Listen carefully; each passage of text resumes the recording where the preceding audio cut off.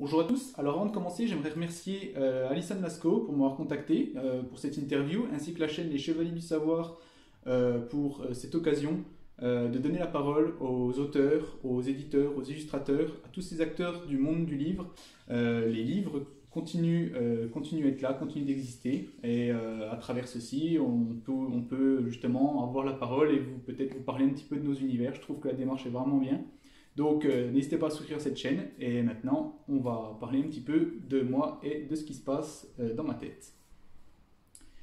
Alors moi c'est Teddy Rock, je suis un auteur franc-comtois, je vis à Vesoul et j'ai toujours été un peu attiré par cet attrait littéraire, surtout sur tout ce qui est de l'imaginaire. Je suis lecteur avant tout et petit à petit je me suis mis à l'écriture, donc c'est venu vers la fin du collège. Ça a été assez progressif. C'était des petites histoires rigolotes entre amis. Et un jour, je me suis dit, ben, comme je lisais beaucoup, je me suis dit pourquoi pas moi? Pourquoi est-ce que je sauterais pas le pas et que je créerais pas une histoire qui me plaît, quelque chose qui me ressemble, qui me fait un peu vibrer? Et de là est née ma saga littéraire, née au monde, ma saga que je vais vous parler un peu maintenant. Donc, ma saga, Née au monde, c'est une saga qui sera en 5 tomes. C'est une saga qui mêle dystopie et post-apocalyptique, donc deux thèmes qui regroupent sous le grand genre de la science-fiction. On y parle beaucoup de survie. Notre société telle qu'on la connaît venait à disparaître, comment l'humain réagirait? Est-ce que certains deviendraient foncièrement mauvais, d'autres essaieraient de rester du bon côté, on va dire? Et comment est-ce que chacun essaierait de se dépatouiller pour garder un semblant de communauté, se faire survivre une communauté, ce genre de choses. À travers tout ça, on aura Karl, le héros principal, qui va essayer de graviter, qui va essayer de survivre, essayer de comprendre ce qui se passe. Il y a des choses qui se passent autour de lui, et voilà, c'est un peu tout ça qui va se passer. Il y aura une quête familiale, il va devoir trouver sa famille, essayer de la retrouver dans ce monde qui ne permet plus la survie. Et voilà.